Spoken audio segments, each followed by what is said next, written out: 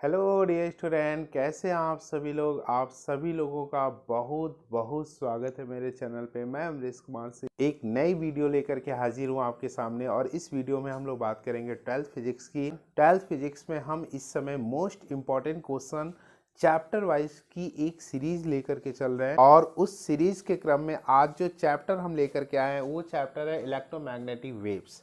तो चलिए dear student, इस चैप्टर के देखते हैं कौन से मोस्ट इंपॉर्टेंट क्वेश्चन है और इस वीडियो को आगे बढ़ा। Most important question of chapter electromagnetic waves. Dear student, ये 5 मोस्ट इंपॉर्टेंट क्वेश्चन इस चैप्टर के हम लेकर के आए हैं और हम आपको सजेस्ट करना चाहेंगे कि अगर आप कुछ भी नहीं पढ़े हैं तो इन 5 क्वेश्चन को आप जरूर अच्छे से पढ़ के जाइए। अगर आप सब कुछ पढ़े हैं तो इन 5 क्वेश्चन को आप जरूर एक बार रिवाइज कर लीजिए। चलिए क्वेश्चन नंबर 1 की बात करते हैं। क्वेश्चन नंबर 1 क्या है? How is the equation for the ampere circular law modified in the presence of displacement current. इसमें कह रहा है dear student, ampere circular law displacement current के प्रेजेंस में किस तरह से मॉडिफाई हुआ है। आर करके पूछा है। A capacitor made of two parallel plates, each of area capital A and separation small d is charged by an external DC source, so that during the charging the displacement current inside the capacitor is the same as the current charging the cap। इसमें कह रहा है एक capacitor है जो 2 parallel plate से मिलकर के बना हुआ है, जिनकी प्लेट्स एरिया कैपिटल ए है और प्लेट्स के बीच की सेपरेशन स्मॉल डी है। वो चार्ज किया जा रहा है किसी डीसी सोर्स से। आपको ये शो करना है डियर स्टूडेंट कि जो displacement current inside the capacitor है वो current in the conductor, current in the circuit के सेम है। तो this is the first most important question of the chapter electromagnetic waves. अब चलिए क्वेश्चन नंबर 2 की बात करते हैं। How are the electromagnetic waves produced by oscillating charges? Oscillating charge से इलेक्ट्रोमैग्नेटिक वेव्स किस तरह से प्रोड्यूस होती है, ये चीज आपको बताना है। Draw a sketch of linearly polarized electromagnetic waves propagating in the z direction, the directions of the oscillating electric and magnetic field। z directions में प्रोपोगेट करने वाली इलेक्ट्रोमैग्नेटिक वेव्स जो लीनियरली पोलराइज्ड है के लिए स्केच ड्रॉ करें। Indicate the directions of oscillating electric and magnetic field. उसमें electric field और मैग्नेटिक फील्ड के ऑक्सिलेशंस की डायरेक्शंस को भी इंडिकेट करिए। तो this is the second most important question of the chapter electromagnetic waves. अब चलिए क्वेश्चन नंबर 3 की बात करते हैं।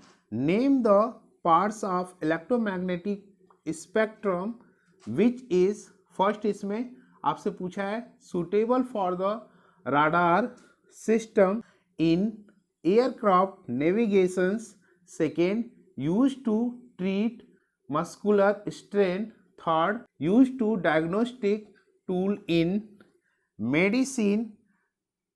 Right in brief how these waves can be produced. Dear student, इसमें पूछा हुआ है इलेक्ट्रोमैग्नेटिक स्पेक्ट्रम के उन पार्ट्स के नेम लिखिए।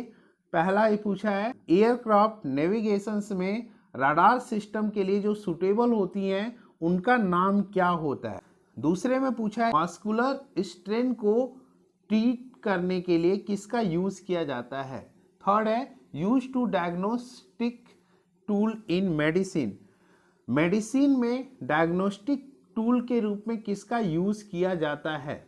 और आगे कह रहा है शॉर्ट में ये बताइए कि ये वेव्स किस तरह से प्रोड्यूस की जाती है। This is the third most important question of the chapter electromagnetic waves. अब चलिए क्वेश्चन नंबर 4 की बात करते हैं। How do you convince your self that electromagnetic waves carry energy and momentum. आप अपने आप को किस तरह से कन्विंस करेंगे कि electromagnetic waves energy and momentum दोनों कंटेन करती है। This is the fourth most important question of the chapter electromagnetic waves. अब चलिए क्वेश्चन नंबर 5 की बात करेंगे। क्वेश्चन नंबर 5 आपका 3 पार्ट में डिवाइड है। पहला पार्ट है name the electromagnetic radiation use to destroy cancer cells. Cancer cells को डिस्ट्रॉय करने के लिए इलेक्ट्रोमैग्नेटिक रेडिएशंस में जिसका यूज़ किया जाता है उनका नाम आप बताइए। सेकेंड है identify the electromagnetic waves whose wavelengths vary as. ऐसी इलेक्ट्रोमैग्नेटिक वेव्स को आइडेंटिफाई करिए जिनकी वेवलेंथ इस तरह से वैरी करती है 10⁻12 टू 10⁻8 मीटर और B 10⁻³ metre to 10⁻1 metre. Okay, third पूछा है explain X ray in electromagnetic spectrum. Electromagnetic spectrum में एक्स रे जो आती है उसको एक्सप्लेन करिए। तो डियर स्टूडेंट, ये वीडियो आपको कैसी लगी जरूर बताइएगा। अगर अच्छी लगी हो तो एक लाइक कर दीजिएगा। अगर आप चैनल पे नए हैं तो चैनल को सब्सक्राइब कर लीजिएगा। अपने दोस्तों में ज़्यादा से ज़्यादा इसको शेयर कर दीजिएगा, क्योंकि कहा भी जाता है कि कर भला तो हो भला। अगर आप दूसरे का भला करेंगे तभी ईश्वर भी आपका भला करेगा। इसी शब्दों के साथ आपको दुआ देते हुए कि आपका दिन शुभ हो, आपका रात्रि शुभ हो, आपका फ्यूचर शुभ हो, आपको आपके फ्यूचर की ढेर सारी शुभकामनाएं। इस वीडियो को एंड देते हैं। Thank you for watching this video and जय हिंद।